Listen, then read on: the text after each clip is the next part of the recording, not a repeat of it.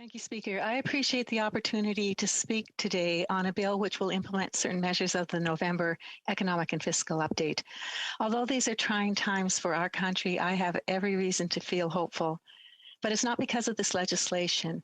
On January 25th, I stood at the side of the road in Whitewood, Saskatchewan, as truckers drove away from their families towards Ottawa.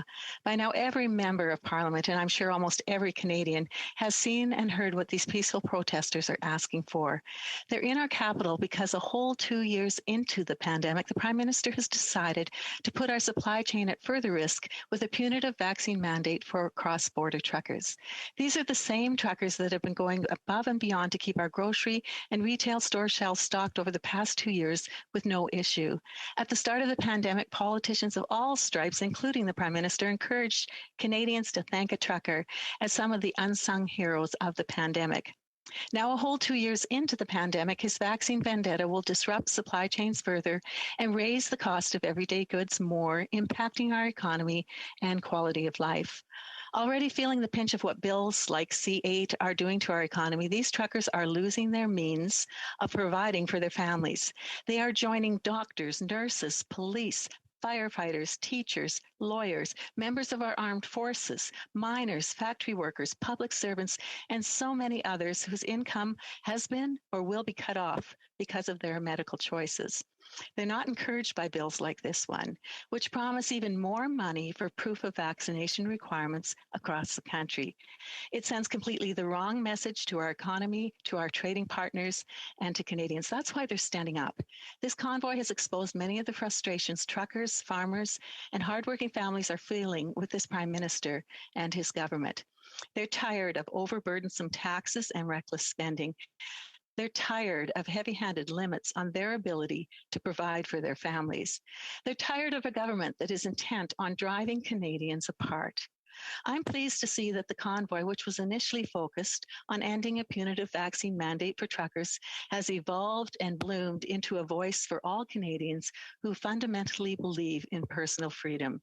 To see people standing up for their rights and freedoms makes me so proud to be Canadian. Truckers gave me more hope for the future of our economy than we've received from this government in almost 2 years. So why should truckers and all Canadians be fearful of our economic outlook? Look no further than the likes of this bill. The economic and fiscal update increases new government spending by $71.2 billion. Since the start of the pandemic, Liberals have doled out $176 billion in new spending that is unrelated to our COVID response. That's according to the Parliamentary Budget Officer, who says, and I quote, "It appears to me that the rationale for the additional spending initially set aside as stimulus no longer exists. The PBO, Canadians as a whole, and I would even wager the finance minister's own staff know that never-ending and extreme deficits contribute greatly to inflation. We started off the year on the wrong foot, to be sure. Inflation's hit a 30-year high of 4.8%. But what does this actually mean for Canadians in everyday terms? Let's look at housing. When this Prime Minister took power, the typical home cost $435,000. The cost has almost doubled since to $810,000. Young Canadians looking to buy their first home are facing a perfect storm of runaway inflation and a lack of supply. As a means to combat the housing crisis, this bill proposes to add an annual tax of 1% on the value of vacant or underused residential property directly or indirectly owned by non-resident non-Canadians. I argue this is completely insufficient. In our 2021 platform, we proposed a ban on foreign investors not living in or moving to Canada for buying homes for a 2-year period, after which it would be reviewed. Conservatives would have also encouraged foreign investment in purpose-built rental housing that's affordable to Canadians. Even if you aren't able to buy a home in today's market, every Canadian is also feeling the pinch at their local grocery store. Chicken is up 6.2%, beef 11.9%, bacon 19.1%, bread 5%, cooking oil 41.5%, white sugar 21.6%, just over the course of 1 year. 60% of Canadians are finding it difficult to feed their families. That figure has increased 36% from when the same question was asked in 2019. These prices affect every normal Canadian, maybe not the Prime Minister. So I just want to say to him, I want to put the concerns of some average Canadians on the record. Lindsay tells me her grocery bill for a family of 4 was once $200 a week and is now $400. She thought she was overbuying, but confirmed that it was the same items and the same quantities. Robin, a tattoo artist, says the nitrile gloves he buys were $9 per box 2 years ago and are now $27. Carol reports the price of groceries, clothes, medicine, gas, everything one needs has shot up. Susan believes absolutely everything has increased in price. The gas tax on her power and energy bills is $100 before she even begins to pay for the usage. Dennis has found that groceries and especially eggs and produce have gone up, but also sees increases across the board, including, of course, a rise in lumber and fuel. Noel sees everything has gone up and notes utilities are through the roof. Speaker, inflation creates a dangerous spiral. Increased costs borne by the service industry, utility providers, and large corporations are passed along to the consumer.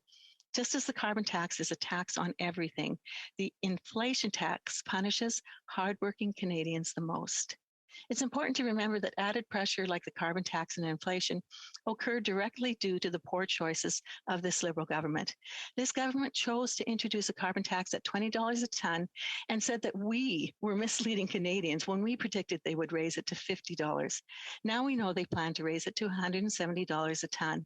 That is a choice the government has made, and Canadians are literally paying the price. The just inflation tax is hitting families hard at the grocery store, the garage, on the farm, and when they sit down at night to pay their bills each month. Rather than address the highest inflation in over 30 years, this bill is adding another $70 billion of spending as fuel for the fire. As a result of these choices, 2 in 5 Canadians believe they're worse off than they were last year. Adding to their fears, the Liberals have not provided a plan for our way out of this pandemic and to get public spending under control. In yesterday's Calgary Herald, Chris Nelson warns that endless deficits and a weakening dollar will drive up the cost of imports, making inflation even worse.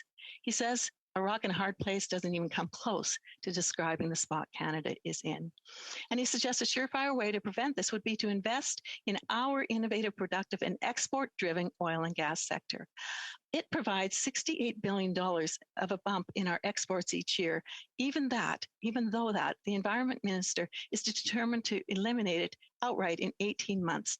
It's a perfect example of why these Liberals are doing far more harm than good when it comes to our economy, job growth, and the impact on the environment around the world. Canada should be playing a leading role, and we're not. Rather than passing this bill and aimlessly spending more, what are some common sense solutions to get our economy moving again? My mind is immediately drawn back to the truckers and how we can keep them all moving safely. This government should respond quicker than it has to the need for rapid tests as a means of better controlling the spread of COVID at the federal level, their responsibility. Instead, they want to further restrict mobility rights. The Liberals have limited Canadians' ability to fly or take a train without proof of vaccination. They argue that these measures are motivated by scientific recommendations to control the spread of the virus, but they're contradicting what medical officials of health have stated, that those fully vaccinated are also carriers and spreaders of the virus. I believe the more appropriate measure would be to require all passengers to provide a negative rapid test prior to travel, respecting the mobility rights of all Canadians. Speaker, let's safely but permanently restoring Canada's spirit of hard work, free will, and unbridled innovation. Let's defeat this bill, which only serves as a discouraging reminder of unending economic malaise and heavy-handed control. Let's provide all Canadians with the ability to work and contribute to our post-pandemic recovery, no matter their medical status. Commentaire, questions and comments. The Honourable Member for Winnipeg North. Mr. Speaker, once again today on the debate on C-8, we see the Conservative Party taking that very hard right turn. I'm surprised and quite disappointed that the Conservatives seem to want to defeat a very important piece of legislation. My question to the member is, in C-8, we are seeing over $1 billion going to pay towards rapid testing. My question to the member is, does the member believe that Ottawa should not be paying for rapid testings? Does she want the provinces and territories to be paying for it, Mr. Speaker? Who should be paying for it if not Ottawa? Who would the member suggest that pay that bill? Honourable member for Yorkton Melville. Thank you, Speaker, and I thank the member for his question. Listen, our problem here is what this government chooses to do with the vast majority of the money that it is printing and spending carelessly. That is the focus. Just as our focus in regards to those who speak up across this nation have the right to be heard on issues that impact them as taxpayers and those who are going to be footing this bill.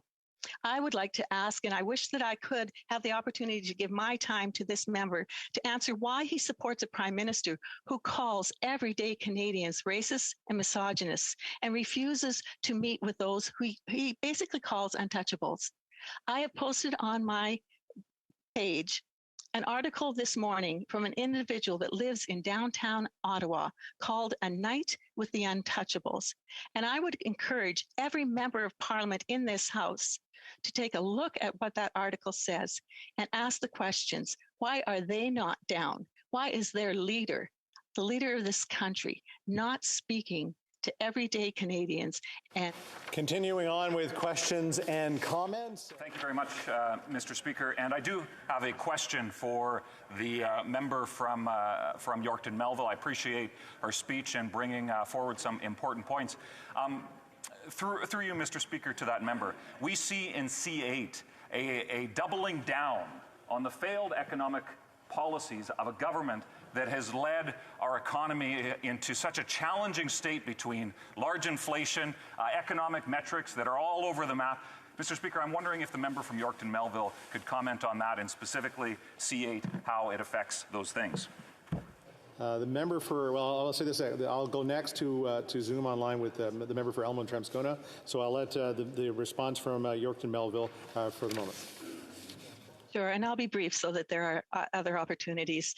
I would say that what we have here is a very good example of very poor mismanagement by this government. And I know that they want to claim that it is the same scenario that we're in, that the rest of the world is in and whatnot.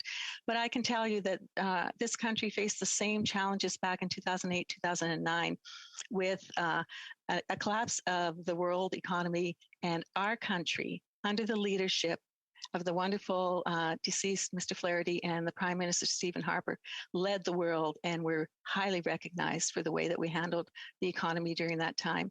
And this government is really impacting all kinds of stress and duress on Canadians with the way it's managing its finances. Still, a commentaire, questions and comments. The honourable member for Elmwood-Tramscona. Thank you very much, Mr. Speaker. And, you know, I do recognize, in fact, I feel myself a lot of frustration with the ongoing public health orders, not because I think that they should be lifted, but because it has been tough on people. And in the face of a crisis, sometimes we're called to do hard things. And I support people's right to protest peacefully, but I have to note that the organizers of this event, you know, have an MOU they've been asking people to sign on to that is about deposing a government in an undemocratic way. They're calling on a committee of their own selection to rule the country with the Senate and the Governor General, as if this is somehow something that makes sense, both under our Constitution and just good principles of democracy and government. There have been, I've been to a lot of protests. I've been a part of many protests. I haven't seen these kinds of symbols of hate that we've seen, which isn't to say that everyone who supports the cause supports those symbols, but there's a lot of it. And there's a lot of people that have been accosted and harassed in the streets. Those are things that I absolutely don't support, and that I don't see the leaders of this protest denouncing in any way. I've been part of protests where the leaders have told people to go home because of the activities that they're engaging in that are detracting. Order. We'll move on. We'll ask the question to answer the quick question here, Yorkton Melville. Sure. You know what? I totally hear what you're saying.